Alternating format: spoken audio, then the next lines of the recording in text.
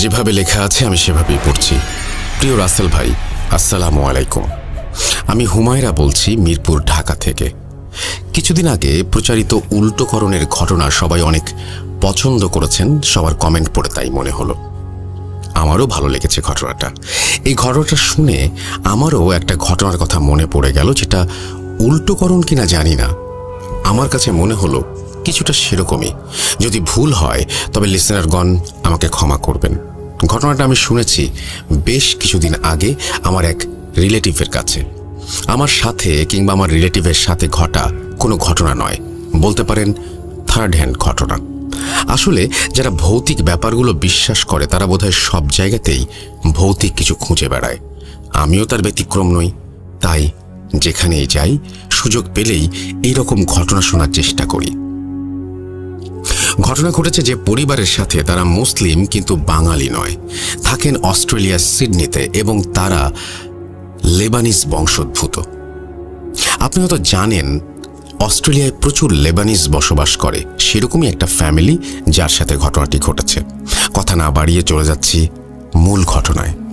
আমার রিলেটিভ যেভাবে বলেছে আমি সেভাবেই শেয়ার করছি।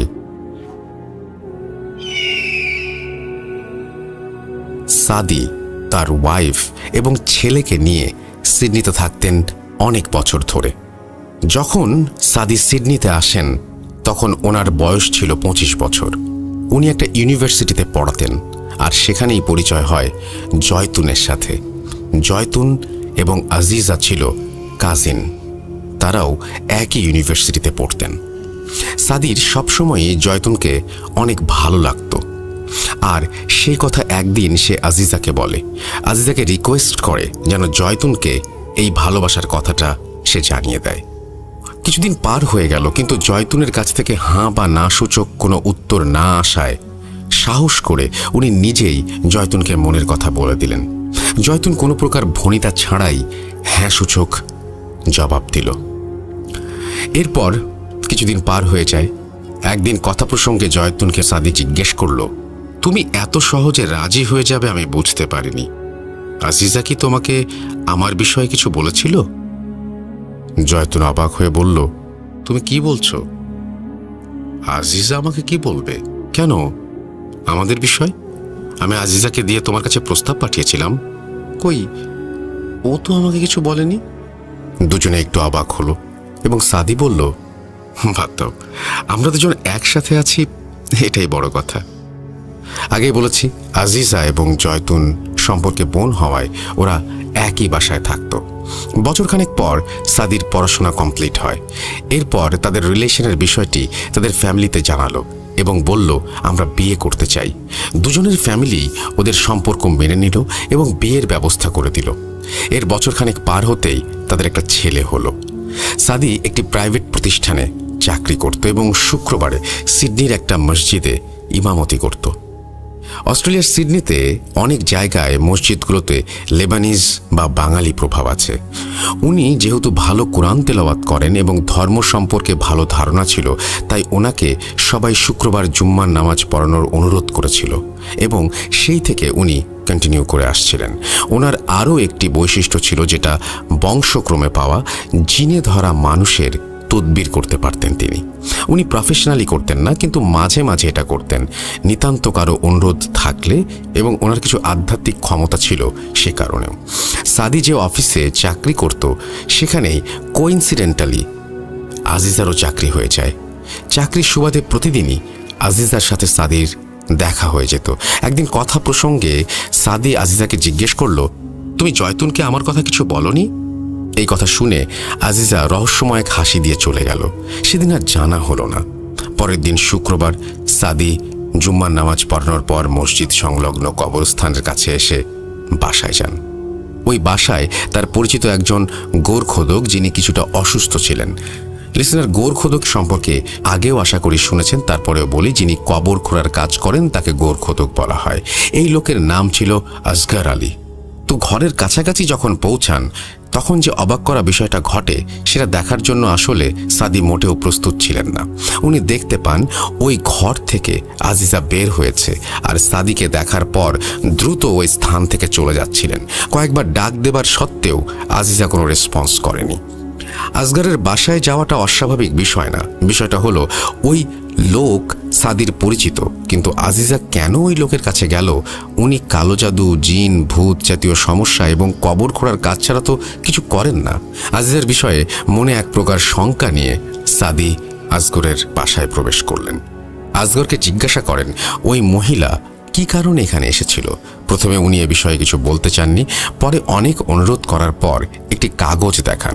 তো সাদি যেহেতু এই বিষয়ে জানেন, তিনি সহজেই বুঝতে পারেন আজিজা কি চাচ্ছে।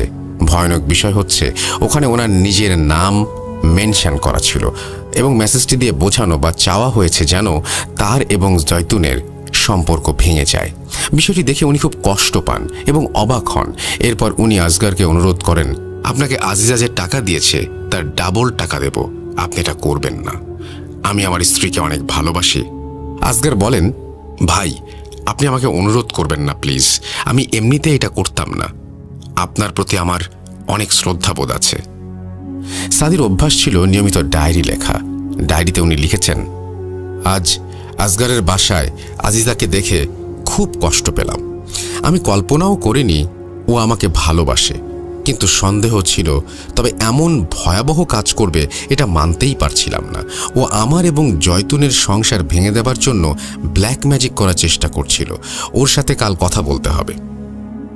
কিছুক্ষণ পর জয়তুন রুমে প্রবেশ করে দেখল টেবিল ল্যাম্পটি জ্বলছে, কিন্তু সাদি রুমে নেই।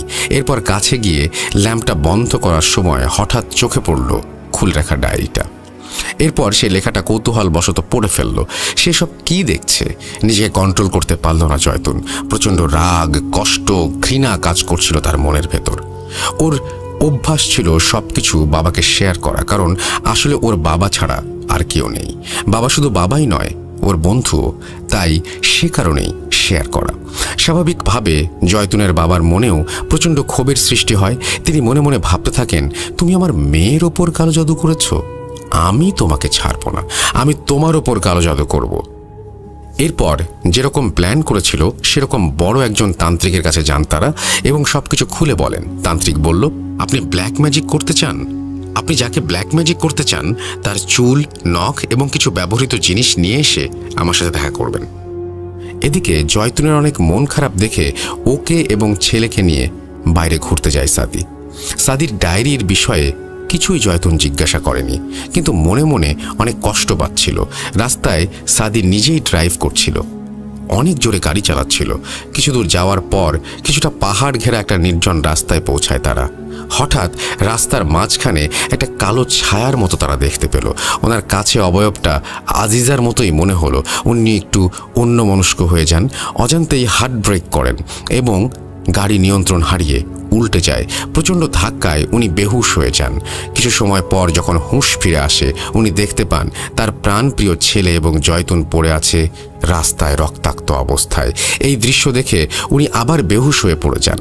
এরপর ওনার যখন হুঁশ আসে তখন তিনি নিজেকে আবিষ্কার করেন হাসপাতালের বেডে। উদ্বিগ্ন হয়ে সবার কাছে জানতে চান, আমার ছেলে, আমার ওয়াইফ কোথায়? ওনার বাবা জানান, ওরা আর বেঁচে নেই। তোমাদের মসজিদের কাছে যে কবরস্থান আছে ওখানে দাফন করা হয়েছে।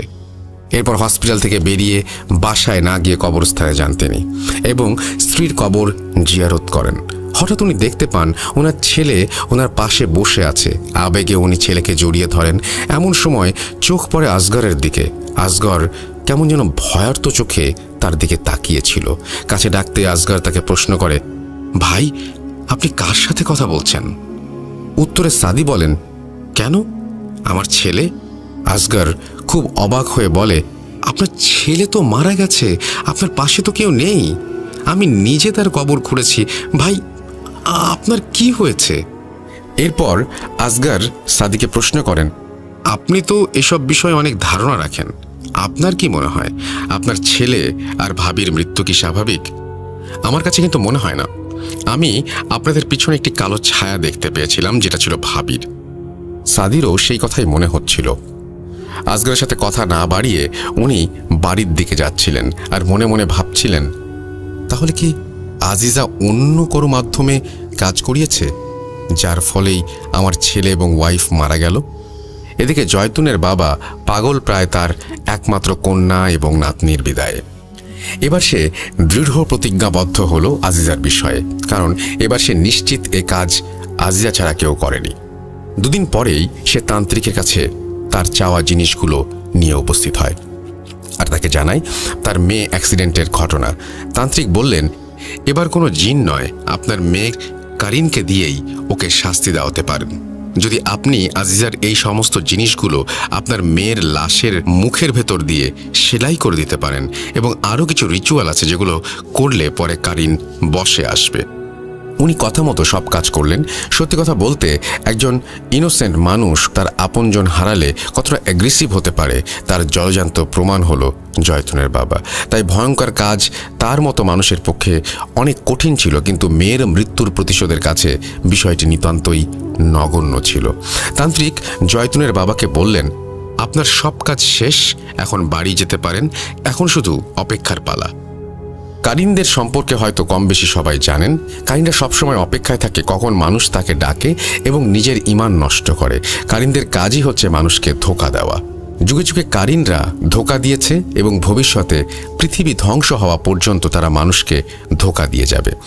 এরপর কিছুদিন পার হয়, সাদি কিছুটা স্বাভাবিক হন এবং অফিসে নিয়মিত যাতায়াত শুরু করেন। আজিজার সাথেও দেখা হয়। তিনি ওকে প্রায়ই বলতেন, কাজটা তুমি কেন করলে? আজিজা অবাক হলো আর বলল, কোন কাজ? তুমি কেন জয়তুন এবং আমার ছেলের এত বড় ক্ষতি করলে? বিনিময়ে তুমি কি পেলে? আমাকে কি পাবে বলে মনে হয়? কখনোই না। আজিজা বলল, এগুলো আপনি কি বলছেন? আমি তো কিছুই করিনি। করতে গিয়েছিলাম, কিন্তু আপনাকে দেখে অনেক বেশি লজ্জিত হয়েছিলাম, তাই আর কিছুই করিনি, এবং আসগর ভাইও আমাকে কিছু জানায়নি। আজিজা মন খারাপ করে অফিস থেকে বাসায় ফিরছিল নিজেই ড্রাইভ করে। ফেরা পথে একটি টানেল পার হতে হয় তার সব সময়। আজ টানেলের ভেতর প্রবেশ করতে হঠাৎ গাড়িটা বন্ধ হয়ে যায়। বিষয়টা খুব অবাক করা ছিল, কারণ গাড়ির সব কিছুই ঠিকঠাক ছিল এবং ট্যাঙ্ক ফুল ছিল। গাড়ি তো বন্ধ হয়ে যাওয়ার কথা না। এরপর ওনার ফ্রেন্ডকে ফোন করে লোকেশনটা জানালো এবং বলল, আমাকে একটু পিক করতে পারবা? কিছু সময় পার হয়ে যায়, কিন্তু কোনো গাড়িও আশেপাশে দেখা যাচ্ছিল না যে কারো লিফট চাইবে। তবুও চেক করার জন্য যখনই ডোর খুলে বাইরে পা দিল, কেমন একটা ভারী ফিল হতে লাগলো। গা শিউরে উঠল। ভয়ে ভয়ে গাড়ির পেছনের ব্যাগডালা খুলতে যাবে, তখনই টক টক করতে করতে একটা ছোট বল এসে তার পায়ের কাছে থামলো। উনি ভয়ে ভয়ে বলল, এনিবডি হিয়ার? কোথাও থেকে কোনো রেসপন্স আসলো না। এবার বলটার দিকে তাকালো এবং বোঝার চেষ্টা করলো বলটা কেমন যেন পরিচিত লাগছে। মনে পড়ল, এটা তো জয়তুনের ছেলের বল। এটা এখানে কিভাবে আসলো? তৎক্ষণাৎ তার পায়ের আওয়াজ পেতেই মুখ তুলে তাকাতেই দেখতে পেল জয়তুনের ছেলেকে। তার সেই সুন্দর মুখটা থ্যাতলানো অবস্থায় গুটি গুটি পায়ে এগিয়ে আসছে তার দিকে। ওহ, কি ভয়ঙ্কর দৃশ্য! কোনো কিছু না ভেবে এক দৌড়ে গাড়িতে এসে দরজা লাগিয়ে দিল এবং ভয়ে কাঁপতে লাগলো এবং বলতে লাগলো, এটা আমি কি দেখলাম? হে আল্লাহ, আমাকে ক্ষমা করো। যা দোয়া জানে সব পড়তে শুরু করলো এবং দোয়া পড়তে পড়তে অজ্ঞান হয়ে পড়ল। এরপর ওনার বন্ধু এসে ওনাকে সেখান থেকে উদ্ধার করে সেন্সলেস অবস্থায়। আসলে এরকম সিচুয়েশনে না পড়লে ব্যাপারটা কতটা ভয়ঙ্কর সেটা বোঝা মুশকিল। ওই দিন থেকে এরকম ইনসিডেন্টস তার সাথে সবসময় ঘটতেই লাগলো, যা তাকে আস্তে আস্তে মানসিকভাবে বিপর্যস্ত করে ফেলল। সবসময় তার আশেপাশে জয়তুন বা তার ছেলেকে দেখতে পেত। সে সবসময় শুধু একা একা চিৎকার করে বলতো, জয়তুন, আমি তোর কোনো ক্ষতি করিনি, আমাকে ছেড়ে দে। আস্তে আস্তে আজিজা তার মানসিক ভারসাম্য হারিয়ে ফেলে এবং জয়তুনের বাবাকে বা আশেপাশে যেই আসতো তাকে আঘাত করত, এমনকি মাঝে মাঝে কামড়ে দিত। অফিস যাওয়া বন্ধ করে দিয়েছে অনেক দিন আগেই। একসময় তার চাকরি চলে যায়। সাদি কিছুই জানে না কি হয়েছে আজিজার। সে ফোন করে তার শ্বশুরকে আজিজার খবর জানায়। শত হলেও তার স্ত্রীর কাজিন এবং কলিগ। জয়তুনের বাবা জানায় তার করুণ অবস্থার কথা। শুনে সাদি আজিজাকে দেখতে যায়। এ কি হয়েছে, এ কোন আজিজা, এত ভয়ানক লাগছে কেন? তাকে দেখে যে কেউ আঁতকে উঠবে। সাদির যেহেতু এই সব বিষয়ে পূর্ব ধারণা আছে, তাই সে সহজেই বুঝে যায় কি সমস্যা। এটা যে কোনো শারীরিক অসুস্থতা নয় সেটা তার কাছে স্পষ্ট। তার উপর কালো জাদু করা হয়েছে। ওই দিন সে বাসায় ফিরে আসে, আর পরের দিন সে আসগরকে নিয়ে ওর কাছে যায়। সাদি দোয়া পড়ে জিন হাজির করে। জিন জানায় কি হয়েছে বিষয়টা। তার উপর কারিন চালান করা হয়েছে। কারিন কে চালান করেছে এটা জিন স্পষ্টভাবে না বলেই চলে যায়। তবে যাওয়ার সময় বলে যায় যে করেছে সে তোমাদের এই ঘরেই আছে। সবকিছুই দেখছিলেন জয়তুনের বাবা। তার মনে খুব অপরাধ বোধ হতে থাকে, কিন্তু কিছুই বলেন না। এদিকে সাদি কনফিউজড হয়ে যায় এবং আসগরকে প্রশ্ন করে, তুমি করেছো এই কাজ? কে তোমাকে দিয়ে করিয়েছে? আসগর পুরো অবাক হয়ে যায় এবং বলে, এগুলো আপনি আমাকে কি বলছেন? আমি যদি করতাম তাহলে কি আপনার সাথে আসতাম? দুজনের বাক বিতণ্ডা দেখে জয়তুনের বাবা বলেন, তোমরা থামো, আমি বলছি। ওর ওপর কালো জাদু আমি করেছি। তুমি ডায়েরিতে কি লিখেছিলে মনে আছে? ওই লেখাটা জয়তুন পড়েছিল এবং আমাকে জানিয়েছিল। এরপর জয়তুন মারা যায়। আমার পুরোপুরি ধারণা ছিল আজিজা ওর ওপর কালো জাদু করেছে, তাই ওভাবে মারা গিয়েছে। সাদি বলল, আপনার ধারণা পুরোপুরি ভুল ছিল। জয়তুনের ওপর কালো জাদু আজিজা করেনি। এরপর জয়তুনের বাবা নিজের ভুল বুঝতে পারে আর সেই তান্ত্রিকের কাছে যায় জাদু সরিয়ে নেওয়ার জন্য। কিন্তু তান্ত্রিক জানায় এখন আর কোনো উপায় নেই। কারিন তাকে পুরোপুরি ক্যাপচার করে ফেলেছে, আর সরানো সম্ভব না। এরপর আজিজার পাগলামির মাত্রা বেড়ে যেতে থাকে এবং তাকে সিডনিতে একটি মানসিক হাসপাতালে ভর্তি করিয়ে দেওয়া হয়। জানা যায় ওখান থেকে কোনো এক রাতে সবার চোখকে ফাঁকি দিয়ে আজিজা কোথাও চলে গেছে। ঘটনার এন্ডিংটা সবসময় আনন্দের হয় না। এটারও তাই। কালো জাদু যে সবসময় মানুষের জীবন তছনছ করে দেয়, এখানেও তার ব্যতিক্রম নয়। সব রহস্যের উত্তর পাওয়া গেলেও একটা রহস্যের জট অজানাই রয়ে গেল। সেটা হলো, কেনই বা সাদি ওই দিন রাস্তায় আজিজাকে দেখতে পেয়েছিল? জয়তুনের অ্যাক্সিডেন্টটা কি স্বাভাবিক ছিল, নাকি তার ওপর কালো জাদু করা হয়েছিল? যদি করা হয়েই থাকে তাহলে কে করেছে? এই প্রশ্নটা লিসেনারদের কাছে ছুড়ে দিলাম। জানি না কেমন লেগেছে আমার ঘটনাটা আপনার এবং লিসেনারদের কাছে। যদি সামান্য ভালো লেগে থাকে প্রচার করবেন আশা করি। আমাকে গোলাম রাব্বি প্রায় সবসময়ই লিখতে বলেন, কিন্তু আমার কাছে মনে হয় আমি গুছিয়ে লিখতে পারি না। ভূত.com-এর রোমান, সাবিত, তুষার ভাই আরও যারা আছেন তারা সবাই অনেক সুন্দর করে গুছিয়ে লেখেন। তাদের লেখা দেখলে বা শুনলে সাহস পাই না। এবারে লেখাটা অ্যাডমিন সেজুতি আপুর জন্য লিখলাম। এই বলে তিনি তার নাম দিয়েছেন হুমায়রা বিনতে কবির, এবং থ্যাংক ইউ ভেরি মাচ আপনার এই ঘটনাটি পাঠানোর জন্য। এবং আমি বিশ্বাস করি যে আপনাদের কাছেও এরকম ঘটনা অসংখ্য রয়েছে। সেই ঘটনাগুলো আমাদের কাছে পাঠিয়ে দিন। আমরা অপেক্ষায় আছি আপনাদের ঘটনার। আমাদের ইমেল অ্যাড্রেস তো আপনাদের জানাই আছে, তারপরে আরও একবার মনে করে দিই, আমাদের ইমেল অ্যাড্রেস হচ্ছে russell.booth.com@gmail.com। আপনার নাম, ঠিকানা এবং ফোন নম্বর সহ দ্রুত পাঠান আপনার ঘটনা। আমরা অপেক্ষায় থাকলাম। আমরা আশা করছি যে আমাদের ফেসবুক পেজটা আপনারা ভিজিট করবেন। এবং এই যে ঘটনাটা, এই ঘটনাটাতে আমারও কিছু প্রশ্ন রয়েছে। সব ঘটনা শোনার পরেই কিছু কিছু প্রশ্ন থেকেই যায়, এবং এই ঘটনাটার আমার ধারণা যে এখনও শেষ হয়নি। এই ঘটনাটার বাকি অংশ আছে, আমি বলবো যদি আপনারা জোগাড় করতে পারেন বা সেটা জানতে পারেন তাহলে ঘটনাটা কমপ্লিট হবে। কারণ এখানে আসলেই কে জাদু করেছে, তার উদ্দেশ্য কি, কেন এইভাবে জাদু করা হলো, এইটা ছাড়া এই ঘটনাটা আসলে বোঝাটা একটু শক্ত। তো আমার কাছে মনে হয় যে এটা যদি আপনারা জানেন তাহলে নেক্সট যে এপিসোড, সেই এপিসোডে আপনারা এটা শেয়ার করতে পারেন। কারণ এখানে সবচেয়ে বড় প্রশ্ন যে সব কিছুই কিন্তু কোনো কিছুর কোনো সমাধান হয়নি। কেউ একজন আক্রান্ত হয়েছে, সে মারা গেছে, আর একজন অ্যাসাইলামে চলে গেছে মেন্টাল পেশেন্ট হিসেবে। তো সব কিছুই একটু এলোমেলো, কিন্তু এই ঘটনাগুলো কে ঘটলো, কেন ঘটলো, এই জিনিসগুলো নিশ্চয়ই এই ঘটনার মধ্যে জানালে এটা চলমান ঘটনা, সেই ব্যাপারটা একটু আমাদের একটু কাইন্ডলি ক্লিয়ার করবেন। আমি চলে যাব আমাদের পরবর্তী ঘটনায়।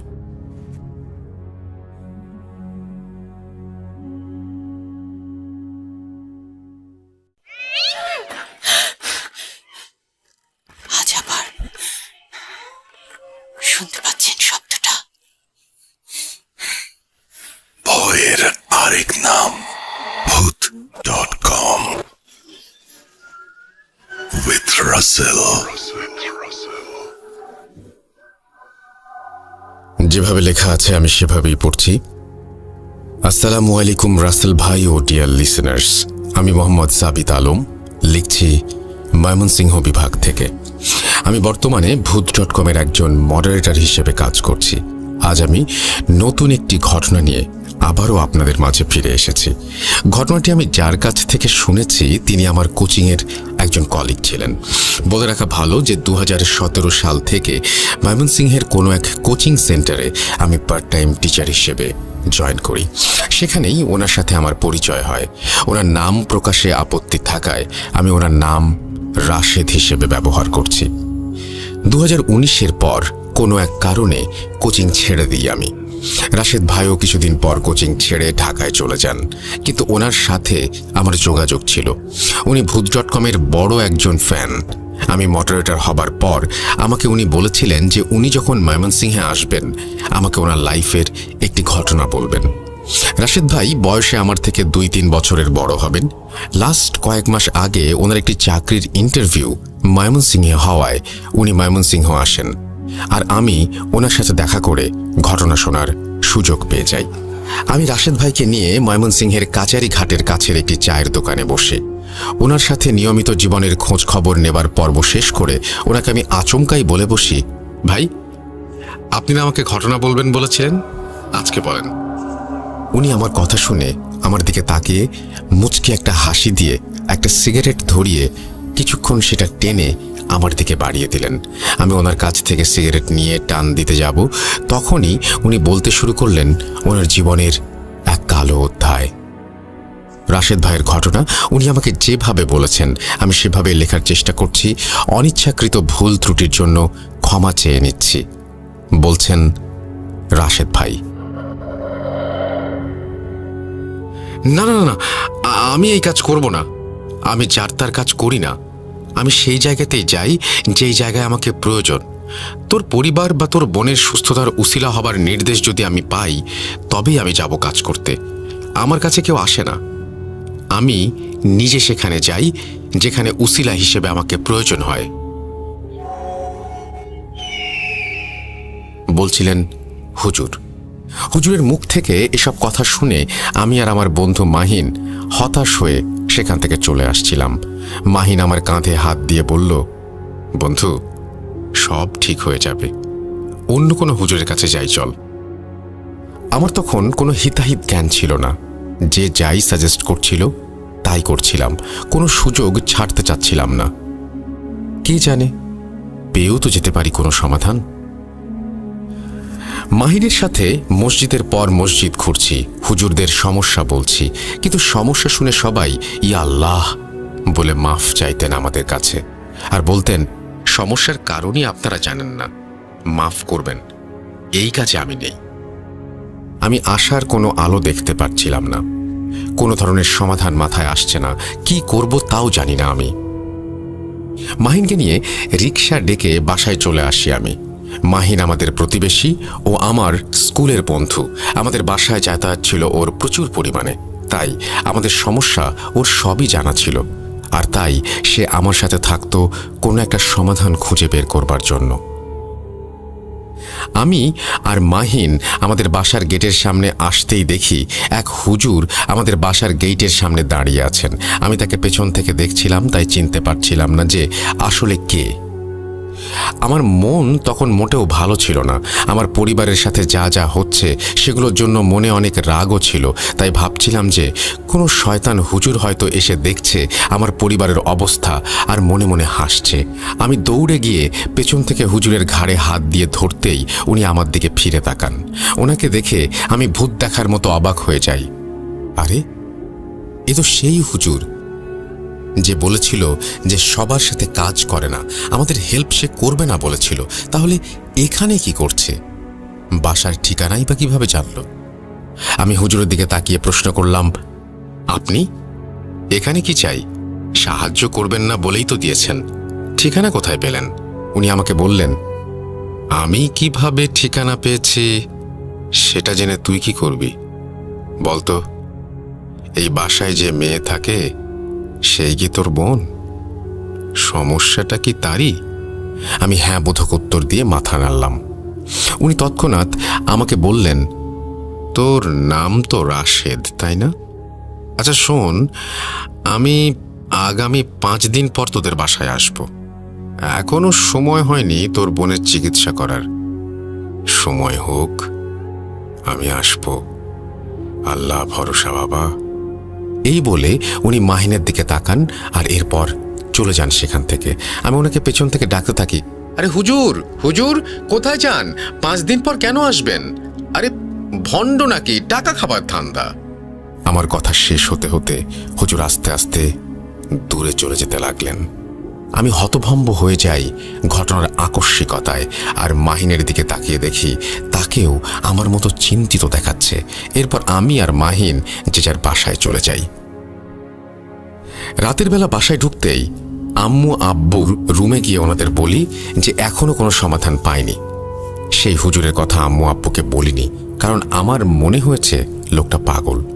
হয়তো আমাদের পিছু নিয়েছিল, তাই ঠিকানা জেনে গেছে, আর এখন হয়তো টাকা খাবার ধান্দা করছে আমাদের অসহায়ত্বের সুযোগ নিয়ে। আম্মু আব্বুর সাথে কথা বলে আমি আমার ভাগ্নে অর্থাৎ আমার বোনের ছেলেকে কোলে নিয়ে আমার রুমে চলে এলাম।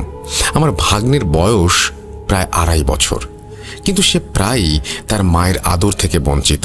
ভাগ্নেকে কোলে নিয়ে আমি আমার রুমে পায়চারি করছিলাম আর ভাবছিলাম যে কি হবে আমাদের আর আমার বোনের পরিবারের, আর আমার ভাগ্নেটারই বা কি হবে।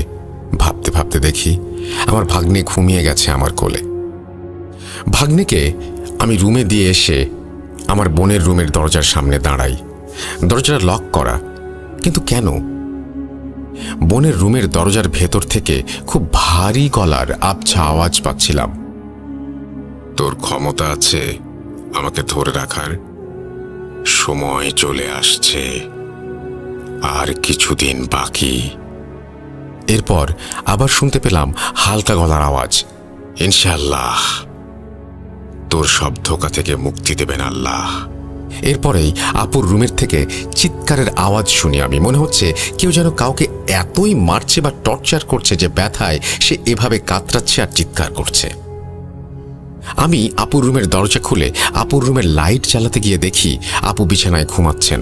যদিও এই সমস্যা নতুন নয়, তারপরও আবারও অবাক হয়ে আমি ভাবতে থাকি, শব্দগুলো তাহলে কে করলো এতক্ষণ? আপু তো ঘুমাচ্ছে। ভাবতে ভাবতে আমি আপুর পাশে গিয়ে বসি। ওনার মাথায় হাত বুলিয়ে দিচ্ছিলাম, আর ওনার পাশেই বিছানায় হেলান দিয়ে ঘুমিয়ে গিয়েছিলাম প্রায়। তখনই হঠাৎ আমার দম আটকে গেল, আর কেউ আমার বাম কানের কাছে ফিসফিস করে বলতে লাগলো, 5 দিন, 5 দিন ওকে আসতে বারণ কর, না হলে তোর বোনের মতো অবস্থা করব। এরপরেই আমার ডান কানে শুনতে পেলাম, ভয় পেও না। এরপর আমার দম ফিরে আসছিল, আর যে আমার ডান কানে কথা বলছিল মনে হচ্ছিল তার শ্বাসকেও রোধ করে রেখেছে। সে খুব স্ট্রাগল করতে করতে বলছিল, আল্লাহ, আল্লাহর ওপর ভরসা রাখো, কিচ্ছু হবে না। এরপর আমি আমার গলায় একটি হাতের তীব্র চাপ অনুভব করতে পারি, আর চোখ খুলে দেখি আপু ঘুমিয়ে, কিন্তু ওনার হাত আমার গলায়। উনি ঘুমন্ত অবস্থাতেই আমার গলা টিপে ধরেছেন। ঠোঁট দিয়ে আওয়াজ বের হচ্ছিল, মরণ আসলে মানুষ কি করে দেখবি, এইভাবে চিৎকার দেয় যখন তার শরীরের রূহ শরীর ছেড়ে দেয়। এই বলে আপু রুমে থাকা অবস্থায় এমন চিৎকার দিলেন যে আমার কানের পর্দা ফেটে যাচ্ছিল। এরপর আমি বিছানা থেকে লাফিয়ে উঠে দেখি আমার আপু এখনো ঘুমে, আর চারপাশে সব কিছু স্বাভাবিক। আমি আপুর মাথায় হাত বুলিয়ে দেই আর রুম থেকে বেরিয়ে আসছিলাম। এমন সময় আপু পেছন থেকে বলল, কি কেমন দেখলি? মজা না? বল, মজা না? আমি এই কথা শুনে পেছন ফিরে তাকাতেই দেখলাম আপু বিছানায় বসে, আর উনি যখন কথা বলছিলেন ওনার মুখ থেকে কিছু ধোঁয়ার মতো বের হচ্ছিল, যার গন্ধ এত বেশি বাজে ছিল যে আমি জায়গায় দাঁড়িয়ে বমি করে ফেলি, মেঝেতে বসে পড়ি। এরপর আপু আস্তে আস্তে আমার দিকে এগিয়ে আসলেন আর আমার সামনে দাঁড়িয়ে বললেন, ঠিক এইভাবে তোর রূহ তোর ভেতর থেকে টেনে বের করে ফেলবো। যদি আর ওই পথে যাস, দেখবি কিভাবে করব, দেখবি, দেখ তবে। এই বলে আপু আমার গলার দিকে হাত বাড়াচ্ছিলেন, আর তখনই আপু মাঝ পথে পড়ে যান আর আমাকে সেই হালকা গলার আওয়াজে খুব কষ্ট করে বলে, চলে যাও, এখান থেকে চলে যাও, ও আমাকে বন্দি করছে, তোমাকেও করবে, আমি ওকে বেশিক্ষণ আটকে রাখতে পারবো না, তাড়াতাড়ি চলে যাও। আমি আমার শরীরের সমস্ত শক্তি দিয়ে মেঝে থেকে উঠে রুমের বাইরে বেরিয়ে যাব বলে ঠিক করি, কিন্তু নিজের বোনকে এমন অবস্থায় দেখে আমি রাগে, দুঃখে আর কষ্টে আপুর সামনে গিয়ে ওনাকে দাঁড় করাই, আর ওনার দুই কাঁধে হাত দিয়ে ঝাঁকি দিয়ে বলি, কি চাস তুই শয়তান? আল্লাহকে ভয় কর, ওনার ক্রোধকে ভয় কর, জাহান্নামী, তুই কি চাস? এই কথা শুনে আপু একেবারে নিস্তেজ হয়ে দাঁড়িয়ে রইল। আমি ওনাকে এভাবে নিশ্চুপ দাঁড়িয়ে থাকতে দেখে ভয় পেয়ে একটু পিছিয়ে যেতে নিলে আপু আমার হাত ধরে আমাকে জড়িয়ে ধরেন আর বলেন, আগে শরীর চাই, পরে রুহ, আগে তোর বোনেরটা, পরে তোরটা, এরপর তোর মা বাবার।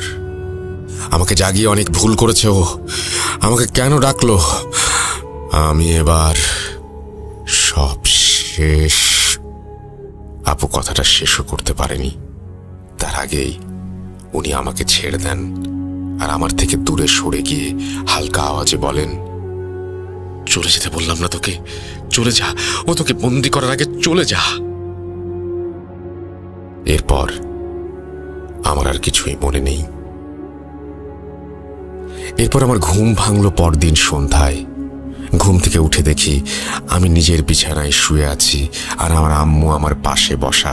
আমি আম্মুকে গতকাল রাতের কথা বললে আম্মু কান্না করতে শুরু করে দেন আর বলতে থাকেন, রাশেদ, তুই গতকাল রাতে তোর ঘরেই ছিলি, তুই এতক্ষণ আমাকে যা বললি, সকালে তোর বোন আমাকে সেইগুলোই বলল, কিন্তু তার ভাষ্যমতে রাতের বেলা সে তোর ঘরে এসেছিল, তুই ওর ঘরে যাসনি, আর তুই নাকি ওর সাথে ওই সব কথা বলেছিস যা তুই শুধুমাত্র আমাকে তোর বোনের নামে বললি। আর তুই দুই রকম আওয়াজে নাকি কথা বলছিলি। সকালে উঠে আমি দুজনকেই দুজনের রুমের দরজার সামনে অজ্ঞান অবস্থায় পেয়েছিলাম। বল বাবা, আমি কাকে বিশ্বাস করব? আম্মুর এই কথা শুনে আমি আম্মুকে সান্ত্বনা দিয়ে বললাম যে আপুর সমস্যাটা মনে হয় আমার মাঝেও আসছে আস্তে আস্তে, জলদি কিছু একটা করতে হবে আমাদের। এরপর আমি দেখি যে মাহিন আমার রুমে ঢুকলো। মাহিন আমাকে বলল, চল, একজন নতুন হুজুরের সন্ধান পেয়েছি, সেখানে যাই। মাহিনের কথা শুনে আমি আর কোনো কিছু না ভেবে শার্ট পরে মাহিনের সাথে চলে যেতে লাগলাম। সারাদিন না খেয়ে থাকার ফলে বাইরে বেরিয়ে দোকানে বসে 2-3টা পুরি খেয়ে আবার সেই হুজুরের কাছে গেলাম। হুজুরের কাছে গিয়ে আমার খুব অস্বস্তি বোধ হচ্ছিল, কারণ ওনার গায়ে টুপি পাঞ্জাবি থাকলেও ওনার চেহারাটা কেমন যেন রুক্ষ আর অমানসিকতায় ভরা ছিল। উনি আমাকে দেখে বললেন, মাহিন আমাকে সব বলেছে, তোর বোনের সমস্যা শেষ হবে। আসলে ওকে কালো জাদু করা হয়েছে, সেটা কাটাতে হলে আমাকেও এইভাবে কিছু কাজ করতে হবে, তাই আমার কিছু জিনিস লাগবে। একটা মোমবাতি, তোর বোনের ছবি, তার ব্যবহার করা কাপড় আর তার সম্পূর্ণ নাম সহ তোমাদের বাসার সামনের এক মুঠো মাটি। আমি ওনাকে বললাম আমি সব কিছু দিতে রাজি আছি, কিন্তু আমার বোনের ভালো হওয়া চাই। এরপর উনি উদ্ভট একটা হাসি দিয়ে বললেন, কাজ হয়ে যাবে। আমি ওনাকে আগামীকাল সবকিছু দেব বলে আমার বাসার দিকে রওনা দেই। এরপর রিকশায় উঠে এমন সময় কোথা থেকে যেন গতকালের সেই পাগল হুজুর আমার সামনে আসেন। তারপর আমাকে একটা সজোরে চড় দিয়ে বলতে লাগলেন, সর্বনাশ করতে কি উঠে পড়ে লেগেছিলি তুই? তোকে বললাম না 5 দিন পর আসবো, তুই কেন এখানে এলি? আমি চড় খেয়ে কিছুটা স্তব্ধ হয়ে যাই আর ওনার প্রশ্ন শুনে নিজেকে সামলে ওনাকে জিজ্ঞেস করি যে, আপনি এখানে? আমাকে মারলেন যে? আপনি আমার পিছু করছেন টাকা খাবার জন্য? ওসব হবে না। এরপর উনি আমাকে খুব ঠান্ডা গলায় বললেন, টাকা? তুই ভেবেছিস আমি টাকার জন্য এসব করছি। তুই জানিস আমি কে? আমি একজন ইঞ্জিনিয়ার ছিলাম। মা বাবাকে শয়তানের কাছে হারিয়ে এই দীক্ষা গ্রহণ করে মানুষকে সাহায্য করাই আমার কাজ এখন। টাকা? তুই আমাকে টাকা দিবি? তোর বোনের জীবনের মূল্যে কত টাকা দিবি আমাকে? টাকার কথা বলিস মূর্খ? কত টাকা দিবি তুই? ওনার কথা শুনে আমি কিছুটা ঠান্ডা হই। এর মাঝে মাহিন সেই হুজুরকে গালাগাল করতে থাকে, কারণ হুজুর আমাকে মেরেছিল। এরপর আমি মাহিনকে শান্ত হতে বললাম, আর হুজুর আমাদের বললেন, চল তোদের নিয়ে সামনে এগুতে এগুতে তোর বোনের ঘটনা শুনবো। আয়, অনেককেই তো বলেছিস, আমাকে একবার বলে দেখ। এই বলে উনি আমাদের নিয়ে হাঁটতে শুরু করেন। আমিও ওনাকে বলতে চাচ্ছিলাম, আসলে হয়তো হালকা হতে চাচ্ছিলাম, বা কোনো সমস্যার সমাধানের আশায়। সে যাই হোক, একটু সামনে যেতেই আমাদের সামনে একটি ভ্যান এলো। ভ্যানওয়ালাকে হুজুর সালাম দিয়ে বললেন, ভাইজান সামনে যাবেন? ভ্যানওয়ালা সালামের উত্তর দিয়ে আমাদের উঠে বসার ইশারা করলো। ভ্যানে উঠে হুজুর আমাকে বললেন, এবার বল কি হয়েছে তোর বোনের? আমিও হুজুরকে বলতে লাগলাম, আমার বোনের নাম রিমা, আমার থেকে 3 বছরের বড়। আমি যখন ইন্টারমিডিয়েটে, তখন ওর বিয়ের জন্য পাত্র দেখা হচ্ছিল। আমার বোন খুব লক্ষ্মী আর ঘরোয়া টাইপের একজন মেয়ে, দেখতেও বেশ সুন্দর, কিন্তু কিছুতেই কোনো সম্বন্ধ বিয়ে অবধি গড়াচ্ছিল না। এভাবে 10 থেকে 12টা পাত্র দেখা শেষে আমার মা সিদ্ধান্ত নেন যে মসজিদের ইমামের কাছে আপুকে নিয়ে যাবেন দোয়া নিতে। ইমাম সাহেবের কাছে গেলে উনি আমাদের জানান যে আপুর ওপর বিয়ে বাধা জাদু করা থাকতে পারে বলে উনি সন্দেহ করছেন। উনি আমাদের কোরআন খতম দিতে বলেন এবং মাদ্রাসায় একবেলা খাওয়ানোর কথা বলেন, আর 3টা মুরগি সদগা দিতে বলেন। হুজুরের কথা মতো কাজ করার প্রায় 20 দিনের মাথায় নতুন পাত্র এলো, দেখা হলো। এবার কোনো সমস্যা ছাড়াই বিয়ের কথা পাকাপাকি হয়ে গেল। এরপর আপুর বিয়ে হলো। বিয়ের পর আপুর দিনকাল ভালোই যাচ্ছিল, কিন্তু আমার দুলাভাইয়ের মতে আপু মাঝে মাঝেই আজব সব আচরণ করতেন। কখনো মাঝরাতে দুলাভাই ঘুম থেকে উঠে দেখতেন আপু ওনার দিকে শয়তানি দৃষ্টিতে তাকিয়ে আছেন, আর অন্ধকারে আপুর চোখ বিড়ালের মতো জলজল করছে। আর সে আমার দুলাভাইকে মাঝে মাঝে দিন গোনার মতো বলতো। আপুর কথাগুলো ছিল কিছুটা এমন, আর মাত্র 85 দিন, আমাকে আহ্বান করা হচ্ছে, আমি আসছি, মাত্র 85 দিন। এই বলে নাকি আপু অজ্ঞান হয়ে যেত অথবা পাশ ফিরে শুয়ে ঘুমিয়ে যেত। আমার দুলাভাই ব্যাপারটাকে বেশি একটা আমলে নিতেন না। মডার্ন যুগের ছেলে, তাই পাত্তা দিতেন না এসবে। ভাবতেন যে আপু হয়তো ঘুমের ঘোরে স্বপ্ন দেখছে আর এসব কথা বলছে। মাঝে মাঝে নাকি আপু ঘুম থেকে উঠে ফ্যাল ফ্যাল চোখে কাঁদো কাঁদো হয়ে দুলাভাইয়ের দিকে তাকিয়ে থাকতো আর বলতো, আমি আর বেশি দিন পারবো না, আপনারা দোয়া করেন যেন আল্লাহ রহম করেন। এই বলে নাকি সেও পাশ ফিরে শুয়ে ঘুমিয়ে যেত। ভাইয়া এই কথাগুলো একইভাবে পাত্তা দিতেন না, কিন্তু যত দিন যেতে লাগলো সমস্যা তত বাড়তে লাগলো। একদিন রাতের বেলা আমার দুলাভাইয়ের ফ্যামিলির সবার ঘুম ভাঙলো দুলাভাইয়ের বড় ভাইয়ের ছেলের চিৎকারে। তার চিৎকার শুনে সবাই ঘুম থেকে উঠে তাকে খুঁজতে থাকে, কিন্তু কোথাও খুঁজে পাওয়া যায় না। অনেক খোঁজার পর তাকে বাসায় না পেয়ে এলাকার আশেপাশে খুঁজে আপুর শ্বশুর বাড়ি ফিরলেন। তখন দেখলেন যে ওনার নাতি ডাইনিংয়ের মাঝে অচেতন হয়ে পড়ে আছে, আর তার মাথার মাঝে বড় করে কালো তিলক আঁকা। এরপর তাকে উঠানো হলো আর তাকে বিছানায় নিয়ে তার জ্ঞান ফেরানো হলো। সবাই তখন ওর কাছে দাঁড়িয়ে ছিল। সে ঘুম থেকে উঠেই আমার আপুকে দেখে জোরে চিৎকার দিয়ে কাঁদতে লাগলো। ওকে শান্ত করে সবাই যখন জিজ্ঞেস করলো যে কেন সে কাঁদছে আর কোথায় বা সে গিয়েছিল, উত্তরে সে গুছিয়ে কিছু বলতে পারেনি, কারণ তার বয়স তখন 10-এর বেশি নয়। খুব ঘুম পেয়েছিল। অগোছালো তার কথাগুলো যদি সাজানো হয় তবে তার মানে দাঁড়ায় যে রাতের বেলা বাথরুমে যাবার দরকার হলে সে বাথরুমে যাবে বলে উঠতে চাচ্ছিল। আর তখনই আমার আপু তার সামনে কোথা থেকে যেন চলে আসে। সে আপুর সাথে বাথরুমে যায়, কিন্তু আপু তাকে বাথরুমে নিয়ে গিয়ে তার হাত বেঁধে ফেলে আর একটি মোমবাতি জ্বালিয়ে পর সেটি আঙুল দিয়ে নিভিয়ে তার আঙুলে লাগা মোমবাতির কালি নাকি তার মাথায় লাগিয়েছিল। আর তাকে নাকি বলেছিল, কোরবানি বৃথা যাবে না, এই বয়সে কোরবানি হবি, তোর ভাগ্য খুব ভালো, আয় যাস না। কোথায় নিয়ে যাচ্ছিস ওকে? চলে আয়, আয়, দিয়ে যা বলছি। কতদিন এভাবে পারবি? আয় বলছি। আপুর মুখে সব শুনে নাকি সে চিৎকার দিয়ে বাথরুমেই পড়ে যায়, কিন্তু সেখান থেকে ডাইনিয়ে কিভাবে গেল তা সে জানে না। এরপর সবাই আমার আপুর দিকে প্রশ্নবোধক চিহ্ন মুখে তাকালে দুলাভাই আমার আপুকে ডিফেন্ড করার জন্য বললেন, আরে বাচ্চা যখন চিৎকার করলো তখন আমি আর রিমা দুজন মিলে একসাথে ঘুম থেকে উঠে ওকে খোঁজা শুরু করলাম না? তোমরাও তো দেখেছ, বাচ্চা হয়তো কোনো স্বপ্ন দেখেছে। দুলাভাইয়ের এই কথা শুনে কেউ কোনো প্রত্যুত্তর দিতে পারেনি। এরপর এক শুক্রবারে আমার দুলাভাই বাসায় ছিলেন। উনি মাগরিবের ওয়াক্তে মাগরিবের নামাজ পড়তে দাঁড়িয়ে গেলেন রুমে, আর বিছানায় আমার আপু ঘুমাচ্ছিলেন। ভাইয়া নামাজ পড়া শুরু করতেই নাকি আপুর ঘুম ভেঙে যায় এবং সে ভাইয়াকে ধাক্কা দিয়ে জায়নামাজ থেকে ফেলে দেয়। এরপর ভাইয়া নিজেকে সামলে নেন আর মেঝে থেকে উঠে আপুকে সজোরে চর মারতে গিয়ে দেখেন আপু সেখানে নেই, বরং আপু বিছানাতেই ঘুমাচ্ছেন। এই দেখে ভাইয়ার মনে কিছুটা সন্দেহ হয় আর উনি আবার নামাজ পড়তে বসেন, কিন্তু আশ্চর্যজনকভাবে কোনোভাবেই উনি সূরা ফাতিহা মনে করতে পারছিলেন না। কোনো সূরাই যেন ওনার মাথায় আসছিল না, কিন্তু কিছুক্ষণের মাঝেই উনি নিজেকে হালকা আর স্বাভাবিক ফিল করেন আর সূরাও মনে পড়ে যায়। ভাইয়া কোনো রকমে ফরজ নামাজ শেষ করে রুম থেকে বেরিয়ে চলে যান এবং আপুর শ্বশুর বাড়িকে বিষয়টা জানান। ওনারা ওনাদের এলাকার মসজিদের হুজুরের সাথে যোগাযোগ করলে হুজুর জানান যে নতুন বিয়ে শাদী হলে মাঝে মাঝে খারাপ নজর পড়ে মানুষের ওপর। উনি এরপর দুলাভাইদের বাসায় গিয়ে বাসা বন্ধ করে দিয়ে এসে আপুকে পানি পড়া তেল পড়া দিয়ে চলে যান।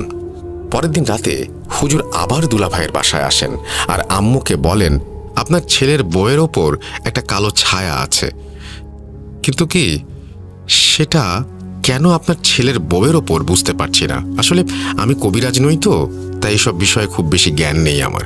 তবে আমি কিছু কাজ করে দিচ্ছি, দেখেন যদি সমাধান হয় তবে আল্লাহর মেহেরবানি। এই বলে উনি আপুর ব্যবহারের সমস্ত কাপড় নিয়ে আসতে বলেন এবং প্রত্যেকটা কাপড়ের কোণার অংশ একটু একটু করে পুড়িয়ে দেন এবং এক বালতি পানি পড়ে সেখানে কাপড়গুলো ধুইয়ে দিতে বলেন। এরপর যাবার সময় হুজুর বাড়ি বন্ধ করে দিয়ে যান। সমস্যার সমাধান হয়ে যায়। আপুর আর কোনো সমস্যা হচ্ছিল না, ভালোভাবেই দিন কাটছিল আপুর। অনেক দিন কেটে যায় মাঝখানে। আমরা এর মাঝে খবর পাই যে আমি মামা হতে যাচ্ছি, অর্থাৎ আমার আপু প্রেগন্যান্ট। এই খুশির খবর শুনে একদিন আমি ভাবলাম আপুর শ্বশুর বাড়ি ঘুরতে যাব। এই ভেবে আমি ব্যাগ গোছানো শুরু করে দিলাম। সেই সময় মাহিন আমাদের বাসায় আসে আর আমি ঘুরতে যাব শুনে সেও আমার সাথে যেতে চায়। আসলে মাহিন আমার বন্ধু কম, ভাই বেশি ছিল, তাই আমি রাজি হয়ে যাই আর মাহিনকে নিয়ে আপুর ওখানে বেড়াতে যাই। আমি আর মাহিন কয়েকদিন আপুর বাসাতেই থেকে যাই। সব কিছু একেবারে ঠিকঠাক ছিল। 6 থেকে 7 দিন আপুর বাসায় থেকে আমি আর মাহিন ফিরে আসি। আসার সময় আপু আমার আর মাহিনের জন্য নতুন জামা কাপড় গিফট করেন আর মাহিনের বোনের জন্য এক সেট কানের দুল গিফট করেন। আমি ফিরে আসার কিছুদিন পর থেকে আপু অসুস্থ হতে লাগলেন। উনি নাকি প্রায় পেটে ব্যথা অনুভব করেন, কিন্তু মুখ দিয়ে 2-3 বার বের করার সাথে সাথে নাকি ব্যথাটা গায়েব হয়ে যেত। যদিও প্রেগনেন্সিতে বিষয়টা খুব আনইউজুয়াল না। আপু বলতেন এই ব্যথা অন্যরকম ব্যথা। উনি ব্যথায় কাতরাতেন আর বলতেন কেউ আমার শরীরে সুই ফুটাচ্ছে। এতটুকু বলার পরেই ওনার ব্যথা হঠাৎই নাই হয়ে যেত। আস্তে আস্তে আপুর ডেলিভারির ডেট চলে আসে আর আপু আমাদের বাসায় চলে আসেন। আসলে আমার আপু আমার আম্মুর কাছে থাকতে চেয়েছিলেন ওনার ডেলিভারির সময়। আপু বাসায় আসার পরের দিন সন্ধ্যায় আমি আর আপু মিলে আপুর রুমে বসে গল্প করছিলাম। তখন মাহিন আমাদের বাসায় আসে এবং সে আমার সাথে যোগ দেয়। এরপর আমার আর মাহিনের সামনেই আপু আমার গলা টিপে ধরেন। হঠাৎ বলতে থাকেন, অনেক দিন অপেক্ষা করতে হলো, তোর কোনো দোষ নেই। আসলে খুব রেগে আছি তো, তাই তোকে মেরে সেই রাগ আমি ঠান্ডা করব। এই এই তুই আবার এসেছিস, চলে যা বলছি, চলে যা। এই বলে আপু আমার গলা টিপে ধরে। আমার চারপাশ যেন অন্ধকার হয়ে যাচ্ছিল। এরপর আমি আমার কাঁধে মাহিনের ধাক্কা অনুভব করতেই আমার চোখের আলো ফিরে আসে আর আমি নিঃশ্বাস ফিরে পাই। আমি মাহিন আর আপুর দিকে তাকিয়ে দেখি সব কিছুই স্বাভাবিক, কিন্তু আমি আমার গলায় তখনও ব্যথা অনুভব করছিলাম।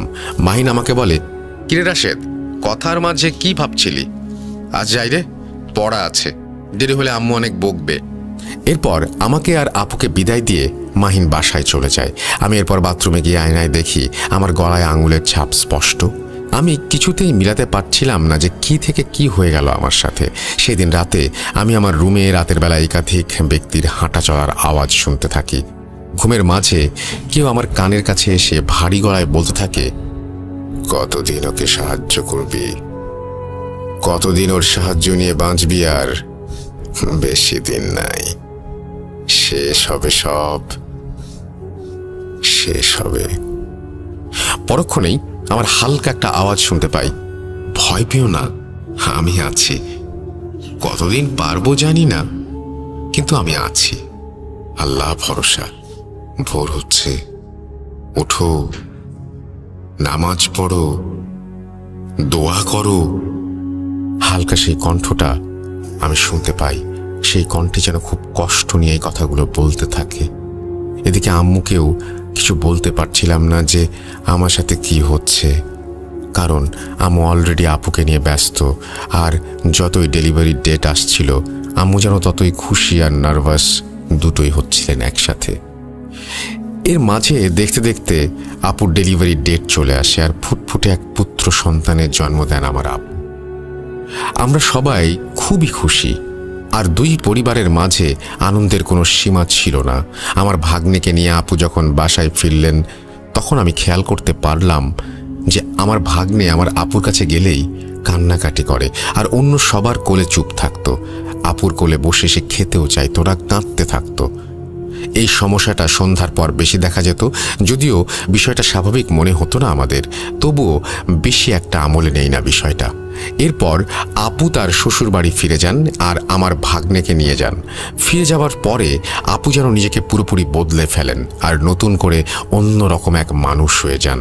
আপু সবসময় সাদা কাপড় পরতেন, রুম থেকে কখনোই বের হতেন না, খাওয়া দাওয়া করতেন না ভালো করে। এদিকে আমার ভাগ্নে খুবই ছোট, তাই আপুর খাওয়া দাওয়া না করার ফলে আমার ভাগ্নেরও খাওয়া দাওয়া হচ্ছিল না ভালো করে। আপু তার ছেলেকে একেবারেই কোলে নিতেন না, সন্ধ্যা হলেই ঘুমিয়ে যেতেন, রাত 12টার পর জেগে থাকতেন আর নিজের মনে কথা বলতেন। সকালে যদি ওনাকে জিজ্ঞেস করা হতো যে উনি কি বলছিলেন বিড়বিড় করে, তখন উনি বলতেন যে ওনার কিছু মনে নেই। একদিন আমার দুলাভাই রাতের বেলা ঘুমাচ্ছিলেন, আপু যথারীতি সজাগ। দুলাভাই আপুকে ঘুমাতে বলতেই আপু ওনার গলা টিপে ধরেন আর বলেন, তোর আজও এত সাহস, আমাকে হুকুম করছিস? তোর আর তোর পরিবারের সাথে আমার কোনো লেনাদেনা নেই, আমাকে আমার মতোই থাকতে দে, নাইলে তোর বংশে লাশের স্তূপ বানিয়ে দেব। এই কথা বলা শেষ করে আপু আমার দুলাভাইয়ের গলা ছেড়ে দিয়ে বলেন, আমাকে মাফ করবেন, আমি আর পারছি না, আমাকে সাহায্য করুন। এই বলে নাকি আপু অজ্ঞান হয়ে যায়। দুলাভাই সেদিন রাতে আপুর শ্বশুর বাড়িতে কথাগুলো জানান আর আপুকে বর্তমান সমস্যা দেখে ওনারা আবার হুজুরের কাছে যাবার সিদ্ধান্ত নেন। হুজুরের কাছে গেলে হুজুর বলেন যে আমার আপুকে ওনার বাসায় নিয়ে গিয়ে দেখবেন। পরের দিন মাগরিবের নামাজ পড়ে হুজুর আপুদের বাসায় যান, কিন্তু উনি বাড়ির দরজার ভেতর যেতে চাইলেন না। কেন যেতে চাইলেন না জিজ্ঞেস করার পর উনি উত্তর দিলেন, কালো এক ছায়া আপনাদের বাড়িকে ঘিরে রেখেছে, আমি ভেতরে যাব না, আপনাদের বৌমাকে আমার বাসায় নিয়ে আসবেন, আগামীকাল সেখানেই ওকে দেখব। হুজুরের এই কথাগুলো শুনে আপুর শ্বশুর বাড়ির লোকজন ভীষণভাবে চিন্তিত হয়ে যান। পরের দিন সকালবেলা হুজুর আপুর শ্বশুরকে ফোন দিয়ে বলেন, আমাকে ক্ষমা করবেন, আপনার ছেলের বইয়ের চিকিৎসা আমি করতে পারবো না, আমি কোনো কবিরাজ নই, আপনারা ভালো কাউকে দেখান, আমি মাফ চাই। এই বলে হুজুর ফোন কেটে দেন। বারবার ফোন দেওয়া হলেও উনি আর কোনো ফোন রিসিভ করেননি। আপুর শ্বশুর বাড়ির মসজিদে নামাজের পর হুজুরের সাথে দেখা করতে চাইলেও হুজুর প্রতিবার এড়িয়ে চলতেন আপুর শ্বশুরকে। এদিকে আপুর সমস্যা বাড়তেই থাকে। রাতের বেলা দুলাভাই ঘুমালে আপু দুলাভাইকে অনেক কথা বলতেন, হুমকি দিতেন, আর তখন আপুর মুখ থেকে ধোয়ার মতো বাজে দুর্গন্ধযুক্ত বাতাস বের হতো। এতই বাজে গন্ধ ছিল যে দুলাভাই রুমে থাকতে পারতেন না। আস্তে আস্তে আপুর শরীরে নানান জায়গায় দাগ দেখা দিতে লাগলো। হঠাৎ করে আপু খাওয়া দাওয়া বেড়ে গিয়েছিল। এরপর আপু নাকি 4-5 জনের ভাত তরকারি একাই খেয়ে নিতেন আর বাসায় সবার সাথে দুর্ব্যবহার করতেন। দিন, মাস, বছর পার হচ্ছিল এভাবেই। সমস্যাগুলো যেন বাড়ছিল আস্তে আস্তে, কিন্তু অনেক কবিরাজ ডাক্তার দেখিয়েও কোনো সমাধান পাওয়া যাচ্ছিল না। এদিকে আমার ভাগ্নের বয়স 1 বছরের ওপর হয়ে গিয়েছিল তখন। একদিন রাতের বেলা যখন আপুর বাসায় রান্না হচ্ছিল, তখন নাকি আপু রান্নাঘরে গিয়ে ওনার শাশুড়ি আর ভাবিকে বলছিলেন, রান্না হয়নি? আরে রান্না করে কি হবে, দেখ কিভাবে খেতে হয়। এই বলে আপু নাকি কাঁচা মুরগির মাংস খেতে যাচ্ছিলেন। মুরগির একটা মাংস মুখে দেবার সময় আপুর শাশুড়ি আর ভাবি দেখলেন আপুকে যেন অদৃশ্য কিছু ধাক্কা দিয়ে ফেলে দিল, মানে মাংসটা খেতে দিল না। এরপর আপু মেঝেতে পড়ে গিয়ে বলতে লাগলেন, আপনাদের দোহাই লাগে, বাবার বাড়িতে পাঠিয়ে দিন আমাকে, ওখানেই সব সমাধান হবে, আমাকে সাহায্য করুন। এই বলেই আপু জ্ঞান হারান। এরপর আপুকে বাড়ি নিয়ে যাওয়া হয়। বাড়ি আসার পর আপু ওনার ছেলের জন্য পাগল হয়ে গিয়েছিলেন। ছেলেকে ছাড়া এক মুহূর্ত থাকবেন না বলে জানান, এবং এও জানান যে শ্বশুর বাড়িও আর যাবেন না। অগত্যা আমার ভাগ্নেকেও নিয়ে আসা হয় বাড়িতে। বাসায় আসার পর আপু আর আমার ভাগ্নের সাথে আমার আম্মু ঘুমাতেন। আম্মু ঘুমাতেন বললে ভুল হবে, আম্মু আসলে রাতের বেলা জেগে জেগে ওনাদের দুজনকে পাহারা দিতেন। এদিকে রাত জাগতে জাগতে আম্মুর শরীরও খারাপ হয়ে যাচ্ছিল আস্তে আস্তে। আপু যেন আস্তে আস্তে একেবারেই বদলে গেলেন। কেউ ওনার কাছে গেলেই তেড়ে আসেন, থুতু ছিটাতেন, আর একেবারেই নামাজ পড়তেন না। ওনারা সামনে কাউকে নামাজ পড়তে দিতেন না। এদিকে হুজুর, কবিরাজ দেখানো চলছিল, তখনও কিন্তু কেউ কোনো সমাধান দিতে পারছিল না। 2 থেকে 1 দিন ভালো, তো পরে আবার সেই সেম অবস্থা। অনেক ভণ্ড মানুষের পাল্লাতে পড়েছি তখন আমরা, বিপদে পড়লে যা হয় আর কি। এর মাঝে আমাদের বাড়ির একদিকের দেয়াল নষ্ট হয়ে যাওয়ায় আমরা রাজমিস্ত্রি এনে সেটা ঠিক করি এবং রুম বড় করার জন্য দেয়ালের দৈর্ঘ্য বাড়িয়ে কাজ করতে শুরু করি। এই কাজ করতে কিছুদিন সময় লাগে। বাসা মেরামতের পরে যেন আপুর সমস্যাগুলো রোজকার হতে থাকলো। উদ্ভট সব কথা বলতেন, যা বোঝা আমাদের কষ্টসাধ্য ছিল। একদিন আম্মু আর আপু আমার ভাগ্নেকে রাতের বেলা পাহারা দিচ্ছিলেন। এমন সময় আম্মুর চোখ লেগে আসে আর আম্মু শুনতে পান একটা হালকা আওয়াজ আম্মুকে বলছে, মা ওঠেন, তাড়াতাড়ি ওঠেন, আপনার নাতিকে বাঁচান, আমি আর পারছি না কিছু করতে, ওঠেন ওঠেন। এরপর আমার আম্মু ঘুম থেকে জেগে উঠে দেখেন আমার আপু আর আমার ভাগ্নে বিছানায় নেই। আম্মু চিৎকার করে আমাদের জাগান আর আপু তার বাচ্চাকে খুঁজে পাওয়া যায় বাথরুমে। আপু বালতিতে পানি ভরে আমার ভাগ্নেকে প্রায় ডুবিয়ে ফেলেছিলেন। আর এই দৃশ্য দেখে জলদি আপুকে ধরে তার হাত থেকে বাচ্চাটাকে নিয়ে চলে আসি আর আপুকে ধরে তার রুমে নিয়ে যেয়ে লক করে দেই। এদিকে আমাদের চিৎকারে মাহিনদের বাসা থেকেও হেল্প করার জন্য সবাই ছুটে আসে। এরপর আমি আর মাহিন হুজুর আর কবিরাজ খুঁজতে লাগলাম। খুঁজতে খুঁজতে ক্লান্ত আর পারছি না। আমাদের কি হবে আপনিই বলুন। আমার কথা শেষ হলে আমি দেখলাম আমাদের বহনকৃত ভ্যান গাড়িটি আমার বাসার সামনে দাঁড়িয়ে আছে। আমি আর মাহিন আশ্চর্য হয়ে গেলাম। এতক্ষণ সময় ধরে কথা বলছি আর ভ্যান গাড়ি একেবারেও মনে হলো না যে কোন মোড়ে বাঁক নিয়েছে। সোজা পথেই মনে হচ্ছিল ভ্যান চলছিল। সোজা পথে তাহলে কিভাবে বাসায় এলাম? আমাদের দেখে হুজুর মুচকি হাসলেন আর বললেন, আমি বলবো না তুই বা তোরা আমাকে বিশ্বাস কর, কিন্তু আমার যা কাজ আমি তা করেই যাব। চল তোদের বাসায় যাই। এই বলে আমাদের বাসায় আসতে চাইলেন। এদিকে অনেক দেরি হয়ে গেছে বিধায় মাহিন তার বাসায় চলে যেতে চাইছিল, কিন্তু হুজুর বললেন, না তুই যেতে পারবি না, তুই সবকিছু সাক্ষী, তোকে তো থাকতেই হবে। এরপর আমার অনুরোধে মাহিন বাসায় আসতে রাজি হলো। অবশেষে হুজুরকে নিয়ে আমরা বাসায় ফিরলাম। হুজুর আব্বুর সাথে দেখা করলেন আর আমার বোনের দরজার সামনে কিছু একটা পড়লেন আর ওনার সাথে থাকা ব্যাগ থেকে একটি সাদা চক বের করে আপুর রুমের দরজার সামনে দাগ দিয়ে দিলেন। এরপর উনি আমাদের সাথে নিয়ে ড্রয়িং রুমে বসলেন আর বললেন, তোদের মেয়ের সমস্যা আমি জানি, এই জন্যই তো আমি এসেছি এখানে। আমি ঘুরে বেড়াই আর যেখানে আমাকে দরকার হয় আমি সেখানে নিজেই চলে যাই। কেউ ডাকলেও আমি যাই না। তোদের মেয়ের সমস্যা শুনবি? আমরা সবাই অধীর অপেক্ষা করছিলাম হুজুর কি বলেন সেটা শোনার জন্য।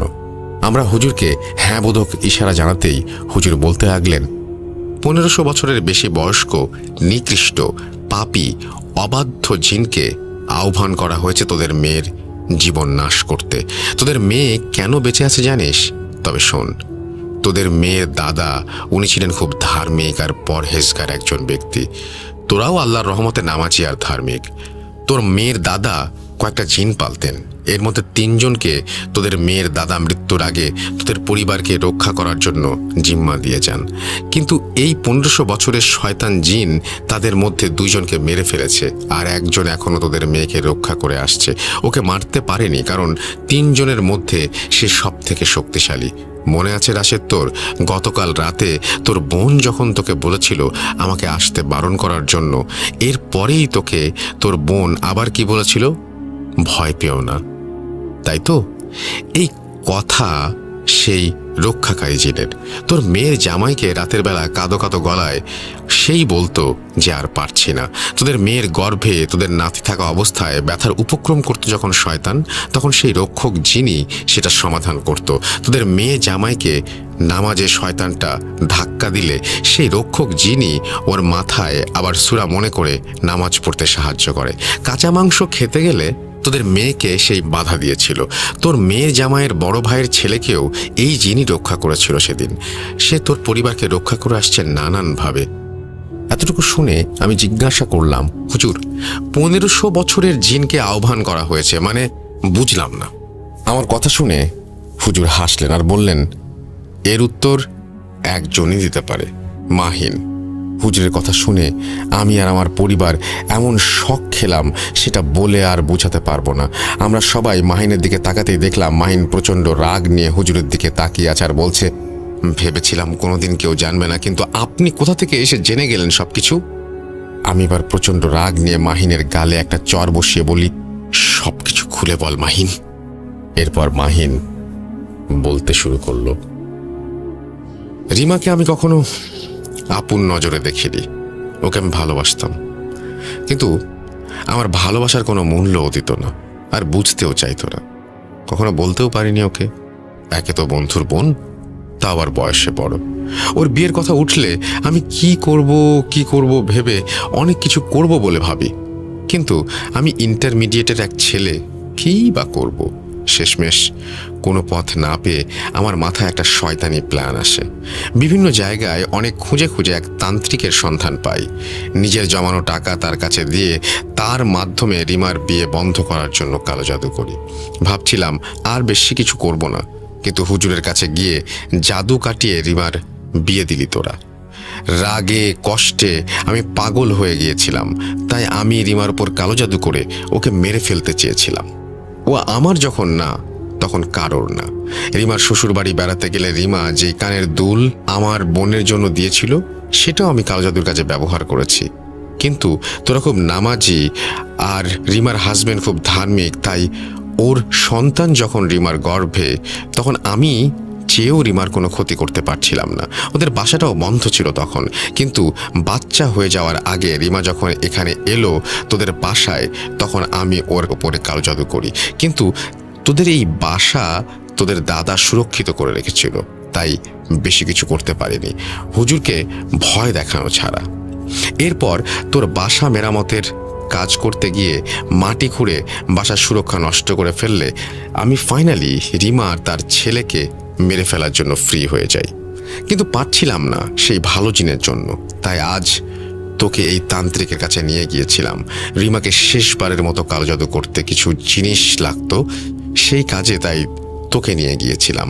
তোর হাত দিয়ে তোর বোনকে মেরে ফেলার প্ল্যান করছিলাম আমি, তোকে নিয়ে গিয়েছিলাম, কিন্তু কোত্থেকেই হুজুর এসে সব শেষ করে দিল। মাহিনের মুখে সব কথা শুনে আমি হিতাহিত জ্ঞানশূন্য হয়ে মাহিনকে বেধড়ক মারতে গেলে হুজুর আম্মু আব্বুর কথায় থেমে যাই। আমি মাহিনকে বলি, কিভাবে পারলি তুই মাহিন? তোকে বন্ধু কম ভাই বেশি ভাবতাম। আপুও তোকে কত আদর করত ছোট ভাই হিসেবে। কিভাবে পারলি তুই মাহিন? এটা কি তুই করলি? এই বলে আমি অঝরে কাঁদতে থাকি। আমার কান্না দেখে মাহিন আমার কাঁধে হাত রেখে কাঁদো কাঁদো হয়ে বলে, বন্ধু রাগ আর শয়তানের ধোকায় পড়ে আমি ভুল করেছি, আমাকে মাফ করে দে। রিমাকে ভালো করতে যা করতে হয় আমি করব। মাহিনের কথা শুনে হুজুর মাহিনকে জিজ্ঞেস করলেন, কিভাবে এই কালো জাদু করেছে তোমার তান্ত্রিক?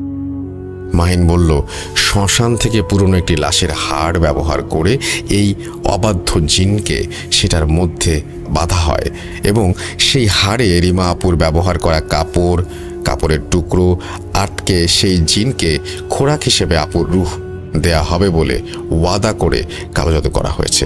আর এই জাদু যেন আর না কাটানো যায় সেজন্য হাড়টাকে একটি মাটির কলসিতে ভরে কলসিটি পানিপূর্ণ করে নদীতে ফেলে দেয়া হয়েছে।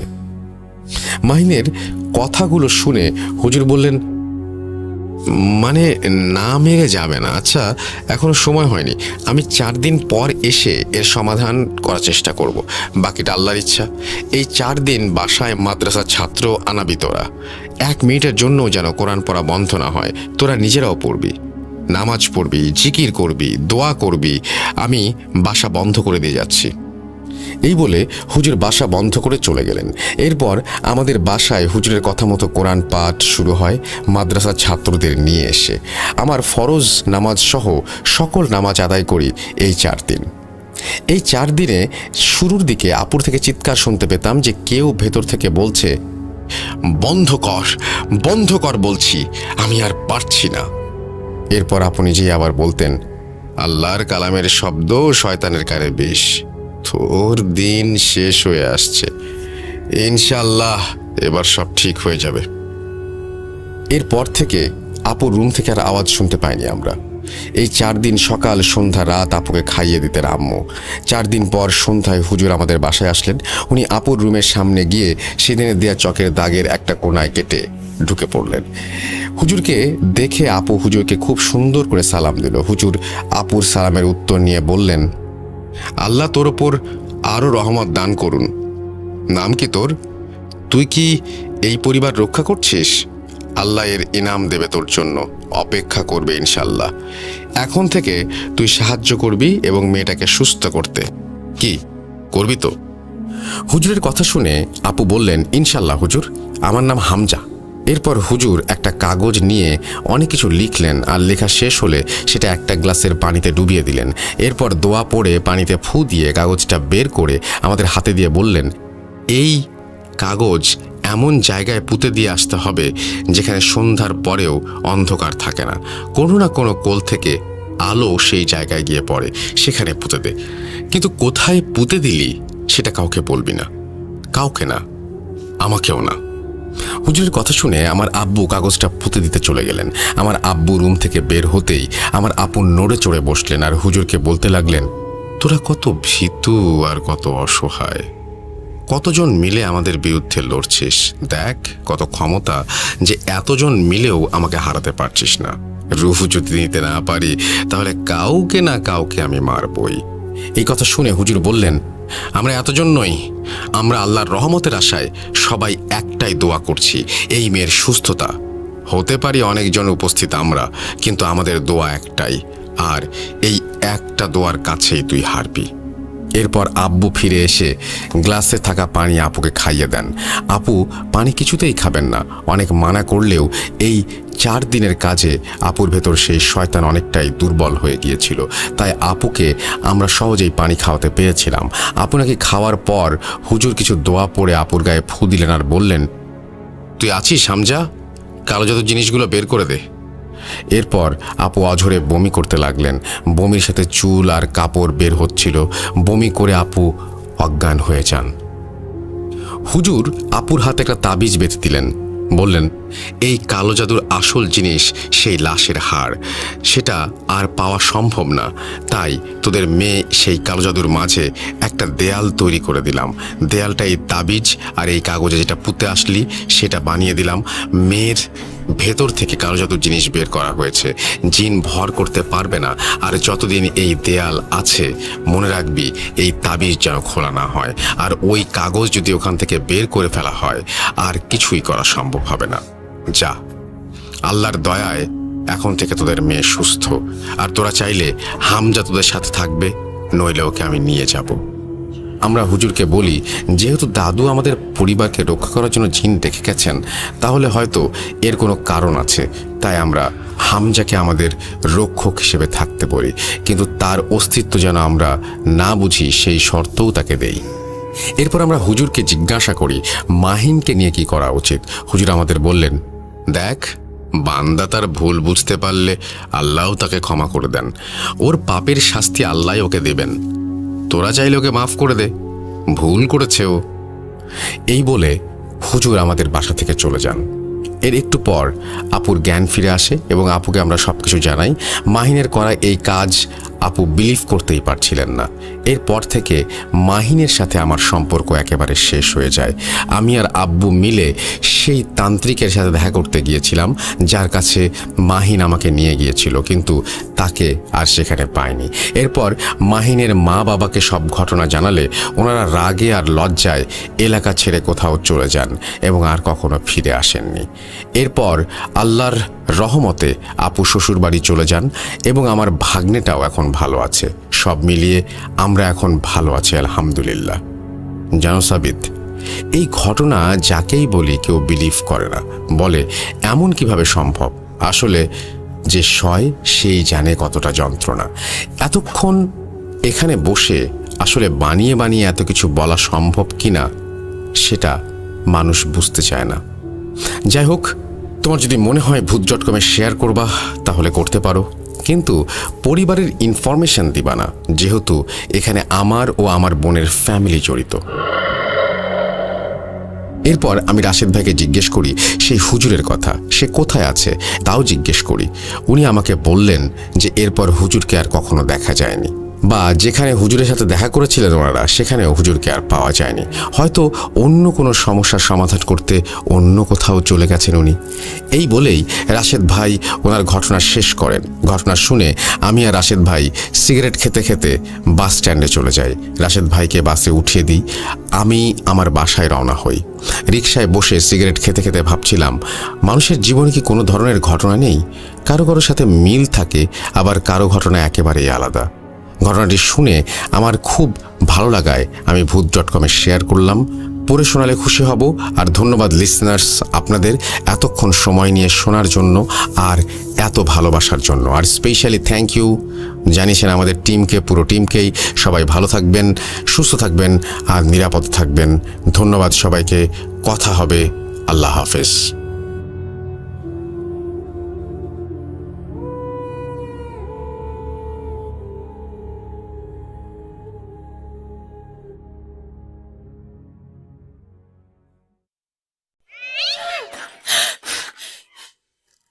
আজ আবার শুনতে পাচ্ছেন শব্দটা? ভয়ের আরেক নাম ভূত.com with Russell.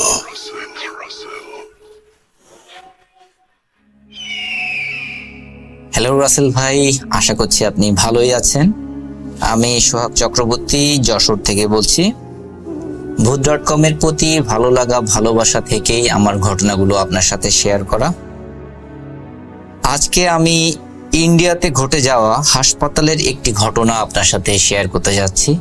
অনেকেই হাসপাতাল মর্গকেন্দ্রিক ঘটনা অনেক পছন্দ করে, এই জন্য ভাবলাম আমার জানা এই ঘটনাটি আপনাদের সবার সাথে শেয়ার করি। ঘটনাটি ঘটেছিল 2015 সালের। আমার এক পরিচিত লোক তার ছেলেকে নিয়ে চিকিৎসার জন্য ইন্ডিয়াতে গিয়েছিল। বলে রাখা ভালো, ওনার স্ত্রী কিছুদিন আগে মারা গিয়েছিল এবং ওই ব্যক্তিও গুরুতর অসুস্থ ছিলেন।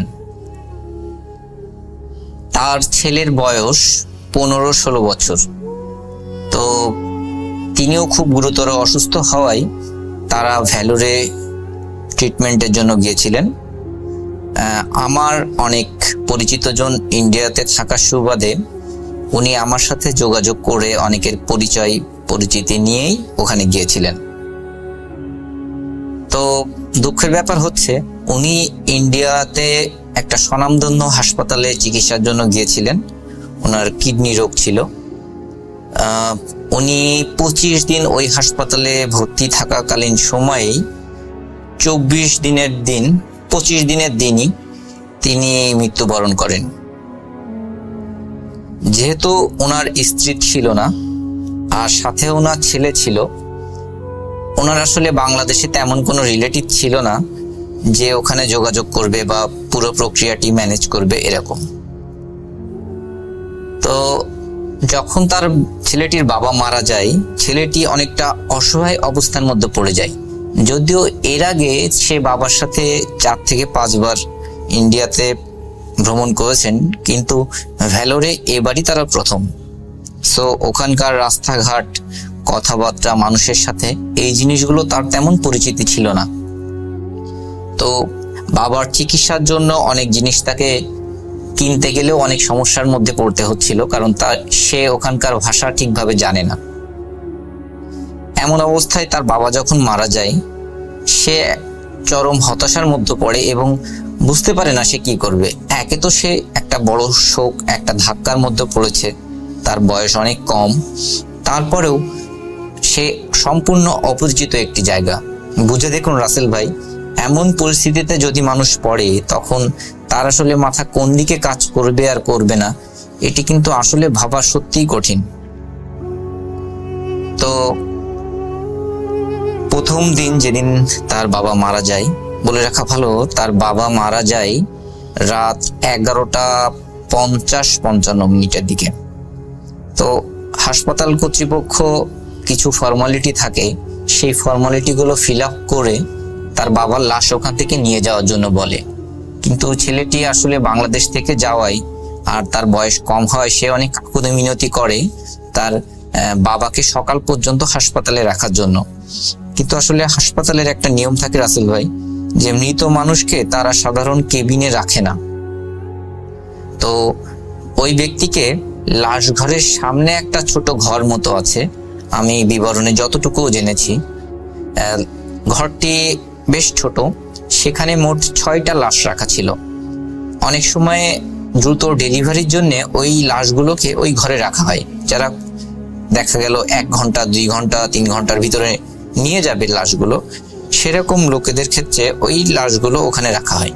তো সেরকম একটা জায়গায় রাখা হয়েছিল। এবং সেখান থেকে একটু বিবরণে আমি বলি আসল ভাই, সে যে আমাকে যেভাবে বলেছে, সেই ঘরটা থেকে আপনাকে বাইরে বের হতে গেলে মিনিমাম আপনাকে 100 পা সামনে যাওয়া লাগবে। সেখানে একটি ক্রপসিক্যাল গেট আছে, এবং সেখানে ক্রপসিক্যাল গেটগুলো আমরা যেমন হয় যে বাইরে থেকে ভিতর দেখা যায় ফাঁকা ফাঁকা ফাঁকা ফাঁকা হয়, এরকম টাইপের ক্রপসিক্যাল গেট না। গেটটার মধ্যে টিনের দিয়ে ওই ফাঁকা জায়গাগুলো বন্ধ করে রাখা, যাতে বাইরে থেকে ভিতরে না দেখা যায়, এইভাবে করা আর কি। তো ওই ছেলেটি তার বাবাকে, সে কোথায় থাকবে এটা বুঝতে পারে না প্রথম। তো সে অনেক বেশি কান্নাকাটি করায় বা বাবাকে জড়িয়ে ধরে থাকায়, যখন ওয়ার্ড বয়রা ওই লাশটি ওখানে এনে রাখে, সে কোনোভাবেই ওখান থেকে যেতে চায় না। তখন ওখানকার ওয়ার্ড বয়রা তাকে অনেক নেওয়ার চেষ্টা করলেও পারে না। সে বলে, যাই হোক না কেন, আমি আমার বাবার সাথেই থাকবো। আসলে তো রাসেল ভাই, যতই মারা যাক, সে তার বাবাই। সে তখন ওই বাবার সাথে থাকার কথা জানায়। ওয়ার্ড বয়রা তাকে নিতে পারে না। তারা অনেক সময় ওয়ার্ড বয়রা বলে যে, তুমি তো ছোট মানুষ, এখানে ভয় পেতে পারো বা অন্য কোনো সমস্যা হতে পারে, যেহেতু ক্রপসিক্যাল গেটটা বাইরে থেকে লাগানো থাকে, সো তুমি এখানে থাকতে পারবে না, তুমি গেটের বাইরে এসে থাকো। কিন্তু সে কোনোভাবে রাজি হয় না। যা তার কাকুতি মিনতি শুনে এক পর্যায়ে গেটে ওখানে যে লোক থাকে, উনি বললো, আচ্ছা ঠিক আছে, তুমি এখানে থাকো, তাহলে আমাদের গেটটা লক করা থাকবে না, গেটটা খোলা থাকবে। তোমার যদি কোনো প্রবলেম হয়, তুমি যাতে দৌড় দিয়ে গেট থেকে বাইরে চলে আসতে পারো বা আমাদের ডাকতে পারো, যদি ভয় পাও আর কি। তো সেইভাবে কাজ হলো। রুমটার মধ্যে রাসেল ভাই একটা নেভি ব্লু কালারের একটা ডিম ভাল্ব দেওয়া, ডিম লাইট আমরা যেটা বলি রুমের মধ্যে লাগাই কম আলোতে, ওরকম একটি লাইট লাগানো। তো সে তার সারা রাতই কান্নাকাটি করেছে।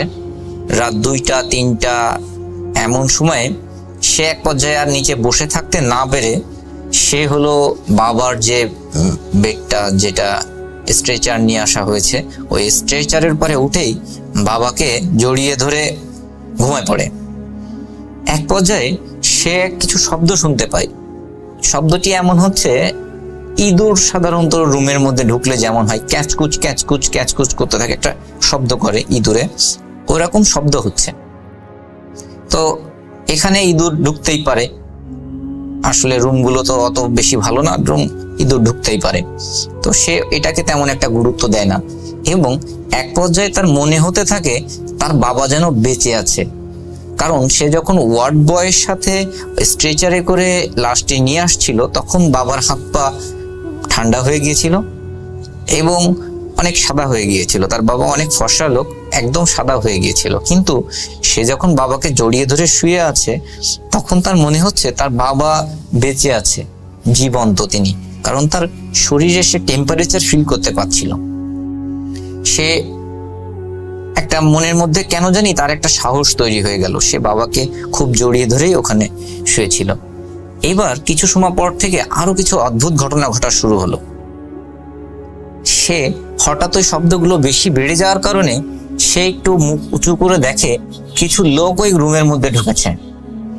লোকগুলো একেবারে স্পষ্ট না, তারা কিছু কালো কাপড় পরা, কালো জ্যাকেট টাইপের পরা এরকম কিছু লোক, এবং লোকগুলো হেঁটে হেঁটে কিছু লাশের পাশে যাচ্ছে, লাশের কিছু অংশ উঁচু করছে এবং তারা কিছু কাঁটা জিনিস এনেছে সাথে করে, সেইগুলো দিয়ে লাশের কিছু অংশ কোপ দিয়ে দিয়ে কাটছে, কেটে কেটে তারা একটা প্যাকেট মতো আনছে, ওই প্যাকেটের মধ্যে ভরছে। এই জিনিসগুলো দেখে উনি কিন্তু সে কিন্তু খুবই ভয় পেতে শুরু করে, কারণ সে তো এমন জিনিস কখনো দেখেনি। তারপরেও সে মনে করছে হয়তো এটা হাসপাতালের কোনো লোক হতে পারে, কারণ লাশ কেটে নিয়ে যাচ্ছে, এটা বাইরের লোক হবে এটা তো আসলে সে বুঝতে পারে না। কিন্তু এই ব্যাপারগুলো সে দেখছে, আবার মুখ লুকিয়ে পড়ছে যাতে তার এই জিনিসগুলো না দেখতে হয়।